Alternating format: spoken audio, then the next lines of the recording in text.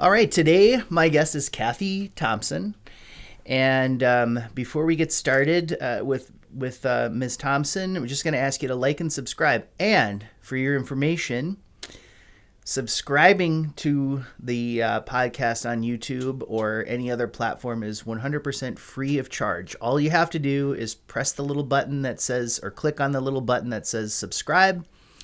Click on the little thumbs up if you liked the video, and that's it. So that helps us a lot. If you could do that, that would be great. So Kathy Thompson is the author of a book called Evergreen Home, and it is a very interesting book. And Evergreen Home is the subtitle of it is Homesteading in Hubbard County, Minnesota in the late 1800s. And we're going to talk about how the source material for this book and a lot of sort of general points about the book. But I will say I have read the book, or at least the majority of it, and I found it to be very informative and interesting, not just on the question of this one particular Evergreen Home, that was what it was called, but actually provides a rather comprehensive history of Hubbard County and Park Rapids in general. And so I thought it was a very informative book. So, Kathy, you got a degree from BSU in elementary education, I believe, right? Mm-hmm. And you spent a career as a teacher. Mm-hmm. Where did you teach? I taught at the Nevis School. I taught second grade. And were you a second grade teacher for your entire career? Yes, I was. So how many years did you do that? 37 years. Wow, that's a lot of second graders. Did you ever add them all up and see how many you taught? No, I have a portrait made, though, of all of my students. Oh. That my daughter made for when I retired. Okay.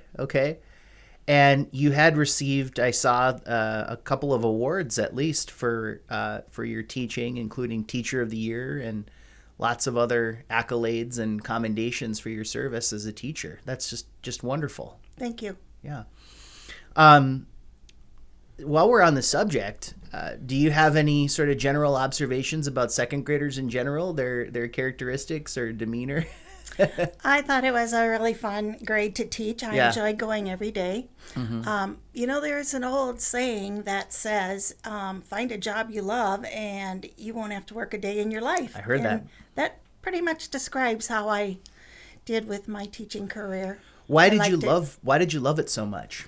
Lots of the aspects of it. I think the creativity part I enjoyed. I even enjoyed correcting papers because I could see what we had accomplished for the day. I liked the planning. I liked the putting on different things and going out of the book and teaching them lots of little life skills. Mm-hmm. And I suppose that you're planting a lot of seeds in 37 years, and you get to actually see them grow up and become high school graduates and productive members of the community, and you probably get a lot of hellos and how are you doings at the cafe and stuff like that, right? Sure. And I have one of my past students, or students from the Nevis School, is a doctor in town. There is a veterinarian in town. Mm-hmm. Many own stores and shops. Yep. And I bet you they still call you Mrs. Thompson when they see you, right? Yes, they do. And you are married to John Thompson, mm-hmm. right? And how long have you been married? For 43 years. Wow, that's incredible. Yeah. Do you have... Actually, it's 48. 48? I was thinking of something else. 48 years, sorry. I should know that right off the top of my head, shouldn't I? Well, by any measure, I think either 43 or 48 years is a long and successful marriage. Do you have any advice for young people who are just embarking on marriage and on how to make it work for such a long time and have it be so successful? Well, I think just keep going, day by day. Yeah. Just keep, so don't stop. No. No turning back. Okay. All right, so let's focus in on the book. As I said, I think it just from reading the book, it starts when you start reading the book, you think this is going to be a history of one family and one property, but it is actually much more than that. It kind of gives you a snapshot of this area, Hubbard County, and Hubbard, and or before that was Mantor, and a few other interesting facts there. And it kind of it's sort of like a time capsule in a way that it brings you back to that time, and but it because of the way that it was written, it gives a far more personal account than I think could be achieved just from reading newspaper clippings and other primary sources. So before I ask you about the source material for the book that you drew from, I kind of want to put this in context because the historically this period is post-Civil War, essentially, right? The 1880s. It pretty much highlights from 1880 to 1900. Okay, those are the 20 years that I focused on. Okay, and so I was looking at that period and kind of just to contextualize it to see what else was kind of going on around the world, and I wrote down a couple of interesting items of note. The gunfight at the OK Corral took place in 1881, so you got the Old West. Mm-hmm. The Orient Express started running between Paris and Constantinople in 1883. George Eastman had introduced the Kodak #1 camera at around 1883. America was introducing the world to the skyscraper at that time, or the first sort of the first big buildings were going up. It was also known as the Gilded Age of the United States. I saw you later mention in your book who the presidents were. I had written down Rutherford B. Hayes, Garfield, Chester Arthur, Grover Cleveland, and Benjamin Harrison were all presidents during this time period. And Queen Victoria sat on the throne of England. So it's a very interesting time. In not just the world, but also in Minnesota, because it was sort of like the age of industrialization and everything like that. But then what the book does is it sort of it focuses in on one particular family and its origins and stories as they became homesteaders here in Hubbard County. So, can you give it just a general overview of who that family was and, why you decided to write a book about that family? Okay, the family is about Asher and Mary Blunt, who were my husband John's great-grandparents. They homesteaded our place in 1882. The men came first, built a small cabin, and started breaking the land. And then in October, Mary and their 11-year-old daughter, Cora, came. Mm-hmm. They came from Claremont, Minnesota. It's west of Rochester. Took them 13 days to get up here. First, they took a train to Verndale, and then from Verndale to Shell City, they took a stagecoach. Mm-hmm. And they crossed the Shell River, and then they meandered their way through to our place. Yep. And you say our place, you still live at the Evergreen Home? Yes. Yep. Yes, we do. Ours is the fourth house on our place.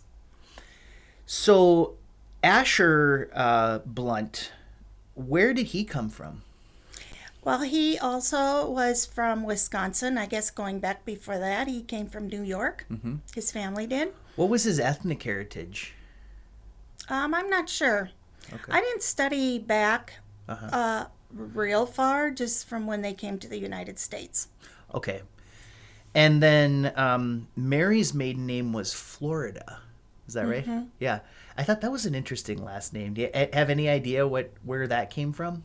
No, I don't. And her mother's last name was Wedge. In Wisconsin, mm-hmm. There is a place called Wedge's Prairie. Mm-hmm. That's where her family lived. And there's also the Rudges Cemetery, Yeah. where many of the relatives are buried. In Wisconsin. Do you know Daryl Hensel by any chance? Mm-hmm. Yeah.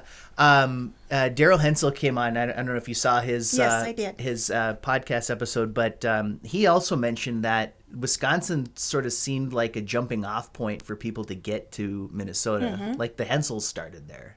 Yeah.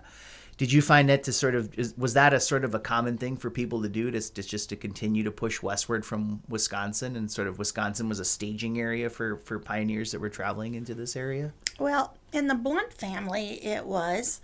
The reason Mary Blunt went to southern Minnesota is because she went to Winona State College, which was one of the very first colleges Yeah. on the west side of the Mississippi. Trained teachers to go out in the frontier. Right. So that's how she got there. And then the Blunts were farming down there. And so that's how they first Yeah. met each other. Okay. And the story of how they met is detailed in the book, and hoping that people can read that because I thought it was interesting. So at some point, the family decided to move up to this area. So kind of what motivated them to do that? I mean, it sounded like the Blunts had some farmland down south and they were doing okay down there. What was the allure of this area to this homesteading family? Well, I don't know about just the Blunt family, but every family that came up here. I think there was a depressed condition down south. And then they heard of all of the trees we had and the lumbering. And then they heard of the prairie, the Hubbard Prairie. And it was wide open. You didn't have to break the land. You could just start coming and farming right away. Yeah. And the Hubbard Prairie, the farmers raised really good crops of wheat. Yeah. Yeah, So- and you detail some of the figures in there, and it is Yeah. quite interesting. I What- think word got out, and then they really came. A lot of neighbors all at once. Yeah. Sort of like the gold rush out in California. Yeah. It was sort of like a land rush or something like Yeah. that. When the farmers got here, did they find rocky soil, or was it I know that it, especially in certain places east of here, that the soil was really rocky and they had to do a lot of rock picking and stuff like that to make it arable, but was the Hubbard Prairie like that, or? I don't think the Hubbard Prairie was so much, but our farm is. Okay. Now, the Blunt brothers, Asher and his brothers, they were almost more carpenters than farmers. And they went around and did carpentry work in Mantor and Park Rapids even for Dr. Cutler. Yep. And I know he would go like 2 or 3 days working on projects. Yeah. So farming was the family business, but then you also, in order to make ends meet, you had to have another skill or trade like carpentry to kind of do that. So Many went and worked in lumber camps during the winter. So there was no downtime for Asher, it seemed. No, I don't think there was any downtime for anyone that in those days. It was a matter of survival. Right. So the Land Patent Act, I think, passed while the Civil War was still going on, and that's sort of the legal framework for how people were able to come up here. So I think that's also been called sort of like staking a claim or something like that. So how did that process work? Well, if you came and then you were there for 5 years and you improved your properties with the house and so on, Yeah. then in 5 years you sent in a deal. I know it was President Harrison that signed our land patent. Yeah, I was looking at that, and I was going to ask you, because I know you reprint that in the book, but I was looking at the certificate, the original patent of the Blunt homestead, and it does in fact have what appears to be a handwritten signature of Benjamin Harrison on there. Did he actually sign that personally? I think so. Wow, that's amazing. And is that a document that you still have in your family? The original document is at the museum. John's mom gave it to the museum a long time ago. Is that the Hubbard County Historical Yes. Society? Okay. And it was even when the museum was in the log cabin museum. Mm-hmm. So it was a long time ago. Yeah. It's just amazing to think that the president of the United States himself would have the time to look over all of these land patents and personally sign them all. I mean, that's just amazing. So, Well, and I'm not sure that he did, but Yeah. I'm just assuming that he did. well, his signature is on there. Mm-hmm. So, and it's also interesting because it has it's a recorded document. I would you could probably trace it all the way back in the Hubbard County land records to this, but it's got a legal description. It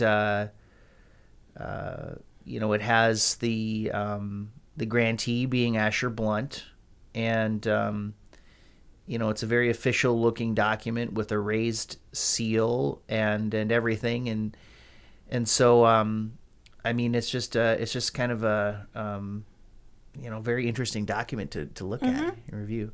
When you've seen it in person, is there color on the document, or is it just like a black and white print?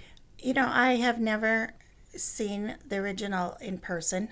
Okay. Because it's not on display at the museum. Uh-huh. But there is a replica of it at home that's probably about this big. So it's a lot bigger than that one. Yeah.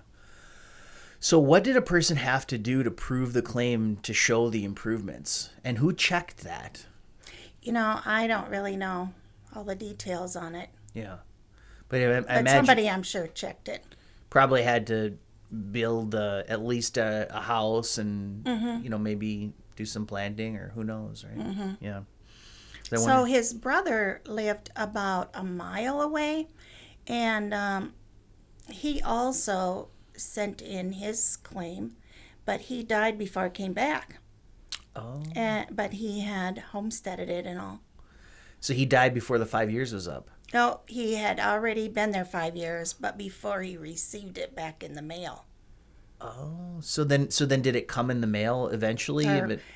Yes, I think when Asher went to get his, he also got Ambrose. Ambrose was his name. Mm-hmm, his brother, yeah, Asher's brother. So at that point, it was Ambrose's land, and then it just became part of his estate that got distributed to his next of kin? I don't really know who it went to, because it was like a mile down the road from our place. Okay. Uh-huh. And I didn't find any information on that. And there was a third brother as well, wasn't there, for the Blunts? That was Mary's brother. Oh, Frank. Frank, Florida. Yeah. Yes. And then there was Mitt, and I could not figure out who Mitt was, how he was related, but his last name was Florida. So I'm assuming that maybe that's how they got Mary to come up here, is because, all of these men that were related to her were coming up here. Mm-hmm, mm-hmm. When she came, there weren't very many women that were on the prairie. Yeah. A lot of bachelors. So, can you talk about the discovery of the journals, and first of all, what are the journals that were sort of the basis for this, and then how you came to find them and be in possession of them? Well, I knew they were down in our basement, or something was in our basement, papers. Mm-hmm. They were in a chest freezer, probably about 2 cubic feet. It was in good shape. It was, I believe it was oak, nice finish, and you lift up the lid, and inside was a tin liner. And so that was really good protection for all of these old journals. Yeah. She had written journals from the time she arrived until she died in 1934. But I have just dwelt on just the first 20 years. Yeah. I'm sure she probably wrote journals before, but I don't have those. Mm-hmm, mm-hmm. And I am missing some journals later on, but I found those journals, and then I just... Well, can you tell the story of how you found them, or when you made this discovery, or... Well, it was after I retired. Okay. Because I was so busy teaching school, I didn't have time to go looking through all that kind of thing. And so I opened it up and I just read, Ambrose is outbreaking the land. We planted 180 heads of cabbage, and I thought that was pretty interesting. And so I started typing them out for my kids' sake, and then I thought, well, maybe somebody else will want to read these journals. Right. So that's when I decided to make it into a book. Okay. Why did she keep... Do you have any clue as to why she kept such detailed records? You know, I do know that she would copy those journals and then send them to her relatives. And it wasn't just one relative, it was about 4 different relatives. And then they would send her their journals. Oh, so sort of like a way of corresponding with relatives? Yes. But was it just more for an update as to how, how things are going on the farm? And, since you asked, I'm going to give you every last detail. Or was there like any other reason for why they would want to know things like that? I don't know. I was trying to think when I was reading these journals who her audience was. Right. I mean, just other than herself. I do think she probably wrote these journals down when she was depressed or just to keep going. And I know they did not have very much reading material, so she would go back and read her journals. And I know Cora and her friends, they would sit down and read the journals. And Cora was her daughter, right? Yes. Yeah. That was not... John's grandma was actually born later after they arrived. Oh, Cora was John's grandma, or no? No, Cora was their daughter, but also Mabel. But Cora was almost 18 years old when Mabel was born. Oh, okay. Yeah. So there's a kind of a big gap in ages there. So, how much do you think Mary's education had to do with the fact that she was able to keep this type of journal? I think she was just smart. She wrote a lot of poems, and she did finish high school, Waupun, Wisconsin, and she also went to Winona. But I noticed when Asher wrote, he also wrote very well. Oh, yeah. So did she graduate from Winona? I'm not sure. I know she attended there. Yeah. And she was there to learn to be a teacher, it seems. Yeah, so that's something that you had in common with her then, yes, right? Even though I'm an in-law. So talk about the materials that she used. So what what are they written on? Were they like, it's like a notebook that you'd purchase from a store, and what is she using? In the 1880s, I don't know. I mean, I'm assuming that they don't just have like a pen or a pencil or something like that. Like, what do you know about how she actually was able to make these journals? Well, her journal was larger than this book, taller. It was lined paper. She, most of the time, used lead pencil. Oh. Which I was surprised that it held up that long. Yeah. But she wrote in cursive, and I was able to read it quite well. I only used my magnifying glass a couple times. One thing I noticed in her journals is she had little marks. It was almost like a pound sign near the bottom of the page. Sometimes it was on the top of the page, like maybe about once on a page, though. Anyway, it took me a while to figure that out, and I think that's a little mark that she used when she would copy it and send it to her relatives. That was her little tally to see if she had copied it. Oh, so she didn't go back and do the same one twice or something like that. I think so. Yeah. Her cursive, was it neat? Yes, it was very neat. Did you teach cursive as a second? Yes, yes, I did. I started in second grade. We started after Christmas, and by the end of the year, the kids could write us their stories in cursive. Do you think there's value to learning cursive? I think so. What is it? There's when I read up on it, it helps with reversals. What does that mean? Like you don't put your letters backwards, like okay. D. Yep. making it into a B when you're doing cursive, it would be a little difficult to reverse that. Yep. Also, you have to see the whole word when you write in cursive rather than each letter and sound. What do you mean by that?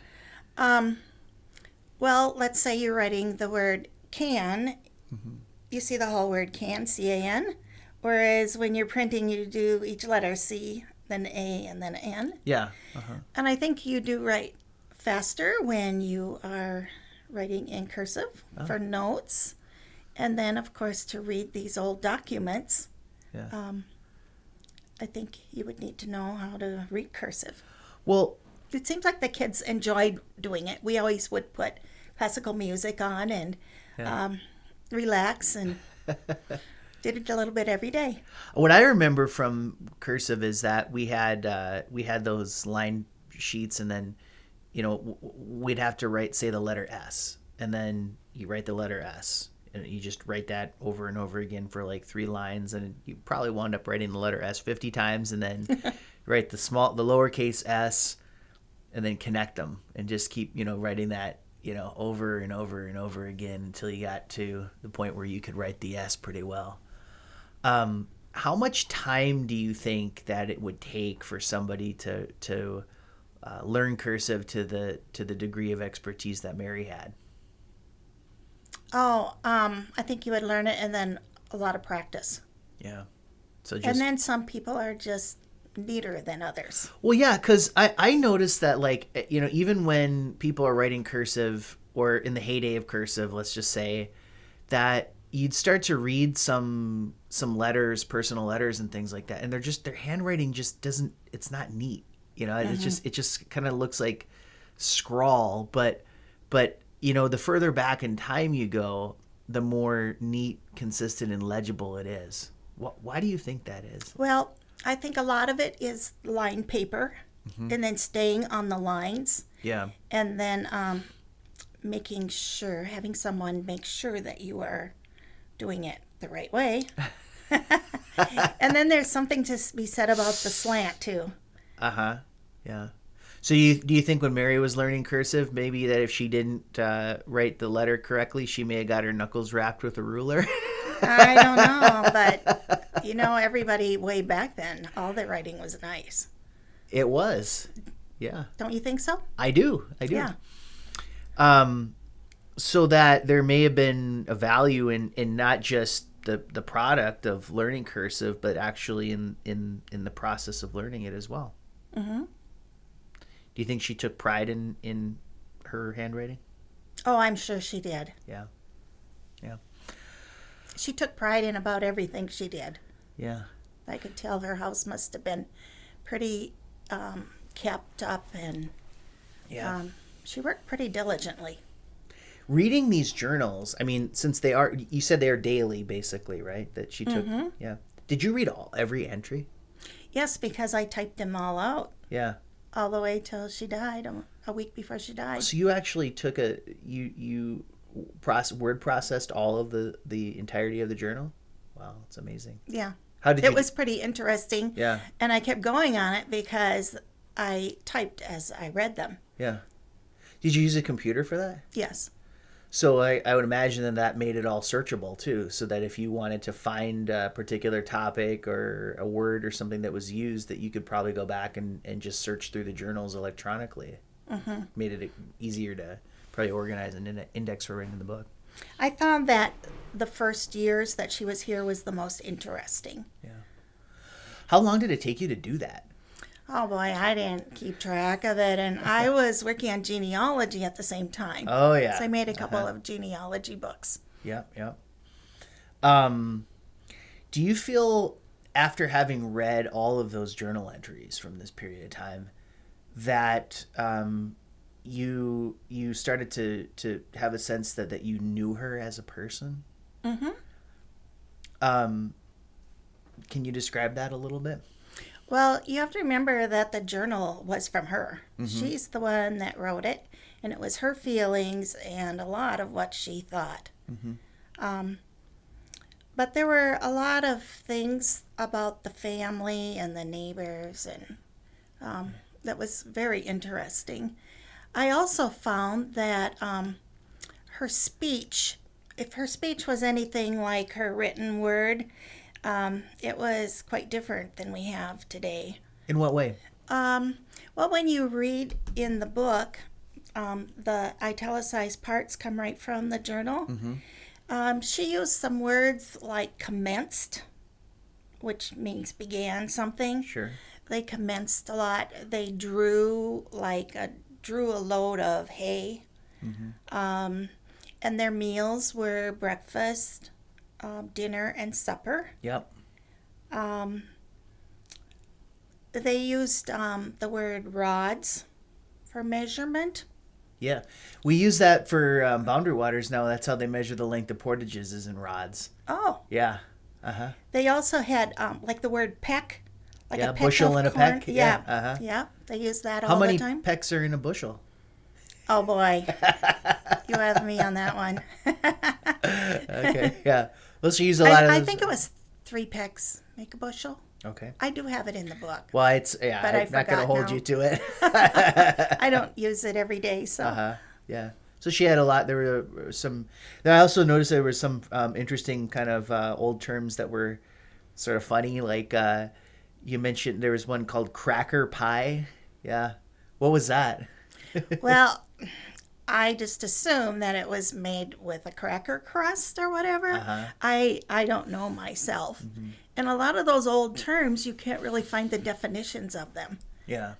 Yeah. They're not to be You found kind of have anywhere. to just check based on the context to kind Yes. of make an assumption of what it was. So. Yes. Do you feel like, I mean, like just getting back to this idea of knowing somebody by just reading their journal entries, do you kind of feel as though, you know, if presented with a certain set of facts or something occurring at that time, that you would kind of know, oh, I know what Mary would think about this, or I know what she would say to this person, or I kind of have an idea of just how her thought processes worked on things?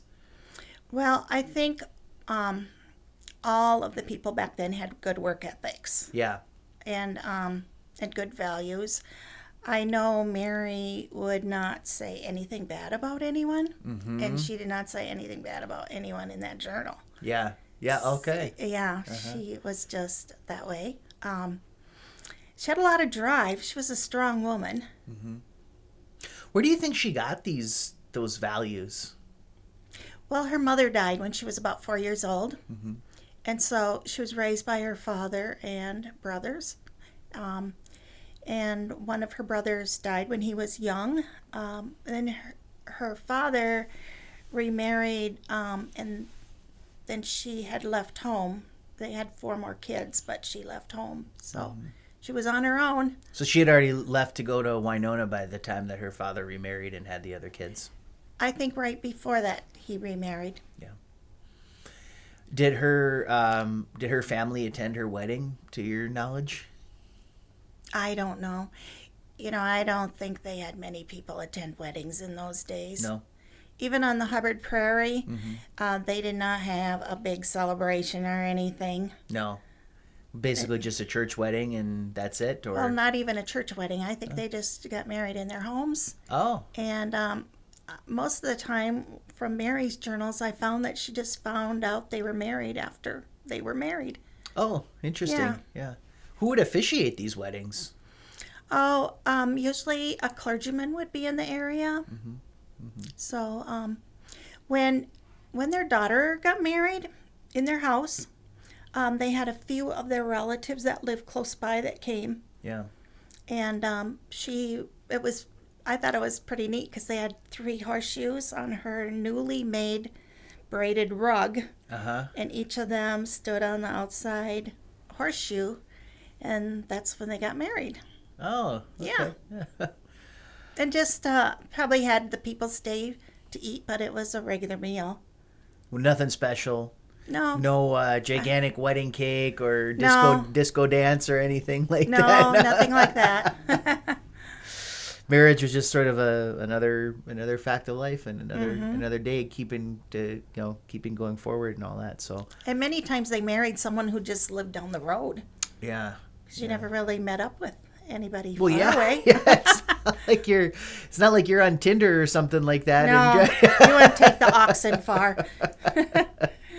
So it's sort of like, well, you can either marry Joe down the road or else just not get married. I guess I'll marry Joe. So you also did some genealogical research. I noticed that you've written a couple other books on that. So I asked Daryl this question too, because I'm sure you've known him maybe for several years. Were you a part of that original genealogical society or whatever that they had going? No, I know, and Hubbard Ira Benham was one that did it a lot. Yeah, yeah. Well, why do you think it's important, or why bother doing genealogical research? Well, I think the sooner you do it, the better, because as the years go by, it gets harder and harder to find this information and to relate it to what a person already knows. What's the point of it, though? Like, why would somebody want to do that? Why would they be interested in this type of thing? Well, I think it's just like anything. It's a hobby, and it's good to know about your ancestors. Yeah. And many people are very interested in what happened on the Hubbard Prairie. Yeah. Back that long ago, because they were like one of the first ones to come here. Yeah, and just from looking at some of the sketches and photos and documents that you've reproduced in this book. By the way, the book itself is just laid out so beautifully with all the different photos, and I like the way that you've broken things down into little captioned off or easy to digest pieces, so that it makes it so that you can kind of pick it up and you don't have to feel like you have to read through the whole thing all at once or something like that. Every time I pick it up and read a little blurb, I think, oh, that's an interesting thing, but it didn't take me a whole hour to get that little bit of content. So I think the book is beautifully laid out. Well, thank you. Yeah, some are a little bit longer than others. I think you could pick up the book and just pick out a chapter and read it whenever you like. Yeah. It makes a great coffee table book for that reason. Yeah. When I first was going to write the book, I was just going to put the journal out for people to read. Yeah.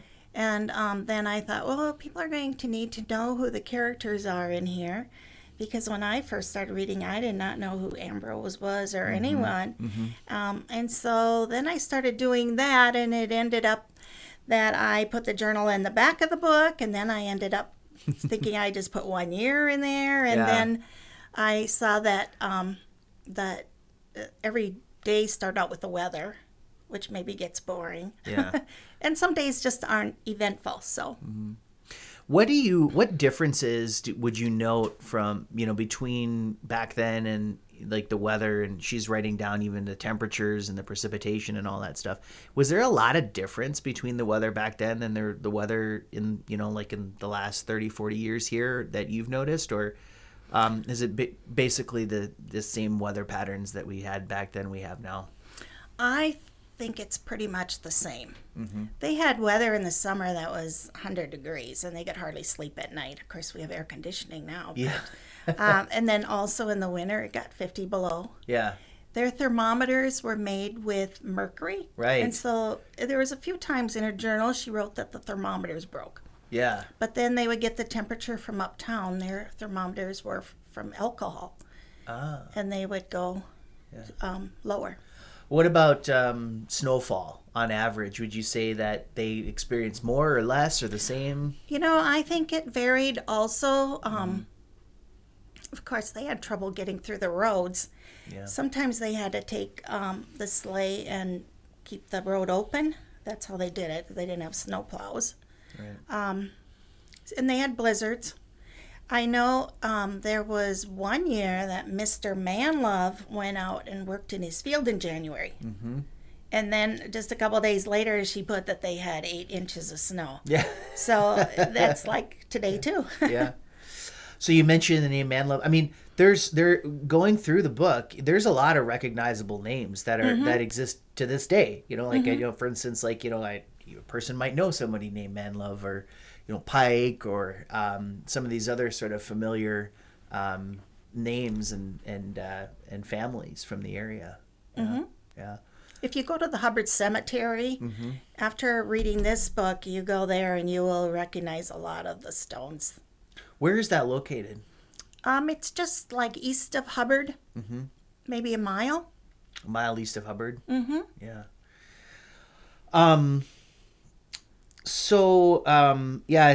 Going back and looking at some of those other terms, and I came across one that I was hoping that you might be able to help me with, because my grandmother always used to call ketchup catsup. And then I saw in this that was the term that she used, referred to it as catsup as well. Any idea why they did that? I always wanted to know. They made their own, Uh-huh. so they weren't going to the store to buy it. No. Did she write down her recipe? No, I think it was probably tomatoes and stewed or whatever. Mm-hmm. They Sugar. also made their own yeast, Uh-huh. or their own cornstarch, Yeah. their own horseradish. Yeah. They're very resourceful people. Well, with what they had. Right. Well, they had no choice. No. Yeah, I mean, it's just when you look at some of the stuff that they went through, and the ordeals that they had to, like I was just thinking to, maybe an anecdote in here about how they had to, it took whatever it was 3-4 days to get from Verndale to here or something, and 4 days, 2 days down and 2 days back. 2 days down, 2 days back. They would walk everywhere, so probably obesity and being overweight was not an issue for these people. No, right? they got weighed at the mill, the flour mill, and the women weighed about 100 pounds. Is that right? Mm-hmm. Did she mark that down in her journal then too? There was a place where she wrote their weights. Yeah. And one time Mary got really sick. She was sick for about 4 months. Mm-hmm. And sometimes they would weigh themselves in the house with a lanyard, I think it's called. Okay. Or steel yard. Mm-hmm. And she weighed 75 pounds. Wow. After As she'd an been adult sick. woman, 75 pounds. What about the men? I mean, any idea? They weighed about 150 pounds. About 150. But like you said, they walked. They thought nothing of walking to the neighbors or to school. They walked to Mantor, which was Hubbard. Yeah. The men walked to Park Rapids and back. It took them 4 hours and 5 minutes. From our place. From your place to Park Rapids, 4 hours, 5 minutes. Mm-hmm. Did they just walk through the woods, or how did they? Were there roads or? There wasn't much for roads, trails, and from our place to Park Rapids, there was a bridge across Long Lake for a while. Oh yeah, right. Uh-huh. And I imagine that's how they walked, the shortest way. Yeah, over the bridge. Probably. That bridge only was there about a year, though. And then they put in the mill down at Hubbard, and the water raised. And is it true that you can actually see the bridge? Some people have said that. Yeah. Have you seen it? No, I haven't been boating that much. Okay. Yeah. So. So, just kind of getting back into the whole idea that these people were really exceptional. They had this indomitable will to go out and stake these claims and to survive and to thrive, and they reaped their rewards, because it seemed as though every year things got a little better, and ultimately they improved themselves and had wonderful families and continue to thrive in this very harsh environment. Let's face it, Minnesota is a very harsh environment up here, with the cold and the heat and the mosquitoes and all the things that go into it. But one thing is that you mentioned in the book is that even these pioneer people could sometimes get discouraged in a way, and how do you think someone like Mary dealt with discouragement at that time? Well, I think writing in her journal helped. Yeah. And then she shared that with her family. I think having family close by, and then her neighbors, I think that helped. The neighbors would get together and have dances, and they went to each other's houses and ate at each other's houses. Yeah. I think that all helped. So it was discouragement, but it didn't grow to the level of, say, depression, or what we would call depression today. Well, there were some ladies on the prairie that went crazy. Is that right? Uh-huh. How so? Well, you'll have to read the book. Better. But generally speaking, I mean, a person, if they wanted to survive, could not maintain themselves in a state of depression or discouragement. You had to do something to sort of snap your way out of it, right? I think there was an asylum in Park Rapids, Uh-huh. but I'm not sure about that. Okay. Yeah, But I mean, not everybody's going to the asylum, right? No, they usually took care of themselves. Right. Yeah. So, well, what lessons do you think that we can learn today from the way that they dealt with problems like that? I think surrounding yourselves with others. She had a lot of projects going on, and she kept herself busy. Mm-hmm. And I think just mingling with other people. Yeah. I think that will help. Being social. Yes. Yeah. And not just that doesn't mean being on Facebook and Instagram and all that other stuff. No, she didn't have any of that. But the youth today do, though. And yes. And so, I mean, and that I think in a lot of ways can contribute to these kind of mental health issues, because they're constantly, comparing themselves to others, or, idealized forms of others that they see on social media, and it can cause them to consider themselves and think, well, I'm not as good as this other person, or, and kind of drive those feelings of depression and anxiety and things like that. But which is something that Mary and her, family never really had to deal with. No, they had other things, though, to deal with. Yeah. Survival. Yes. Yeah, it's sort of. They didn't have social programs or anything back then. Necessity, they helped each other out. Necessity is the mother of invention, right? Yes, there you go. Okay, well, we've talked a lot about sort of the contents of the book. Where could a person find this book if they wanted to purchase a copy? Well, I'm self-selling my book. Okay. And so my email address is Kathy Marie Thompson @gmail.com. How do you spell that? Kathy with a K, Marie, Marie, okay, and Thompson, THOMPSON, okay, @gmail.com. All right. And then I could send you a book, or however we decide. Otherwise, when I have a book signing, they could follow my Facebook page, or I put my new plans on the site You Might Be From Park Rapids. Oh, on Facebook. Yes. Uh-huh. And so then I'll update them when my book signings will be. Do you have a website or anything like that? No, I don't. Okay. So it's email, or go to You Might Be From Park Rapids on Facebook, and you should be able to find the information there. Yes. I did have a link, but then it quit working, and so... Okay. I'm all new at this. Yeah. Well, I'm doing pretty good. So. I think, I mean, I can tell you that I consider this book to be a must-have for every coffee table, and people who live around here, if they want to know anything about this area, because it's really comprehensive, and even though it says Evergreen Home, it's about much more than that, as I keep emphasizing here. So, not to put you on the spot, but there was a poem that stood out here on page 157 of the book.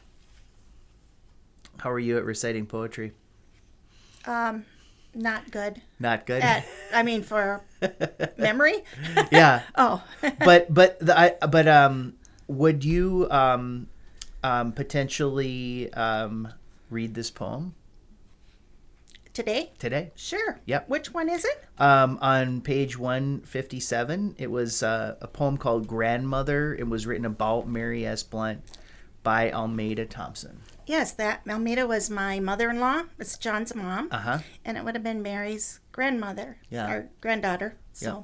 And I read this, and I just thought this really sort of encapsulates sort of who Mary was. It's a good summary. So, I thought so too. If you wouldn't mind, that'd be great. Okay, it's called Grandmother. To a little old lady with faded brown eyes, to a tiny old lady with thoughts in the skies, Her hair of steel gray was combed back tightly on her head. It might sound severe, but it looked like a halo instead. Her long, full black skirt showed a slim, girlish waist. Her long-sleeved white blouse had a high collar of lace. The dignity of her presence brought joy to all there. The holiness of her nature showed around her everywhere. Such a wee, frail old lady, with a heart of pure gold. Such a sweet, gentle old lady, after the pattern of old.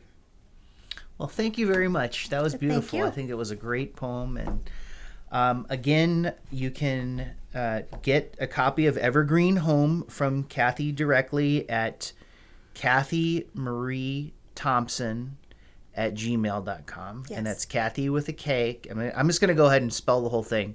KATHY MARIETHOMPSON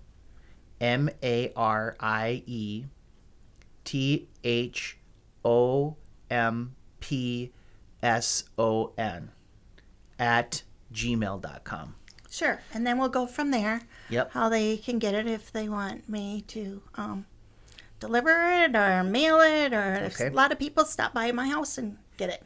And do you have any book signings coming up anytime soon, or? Yes, on March 16th Okay. on Saturday. Yeah.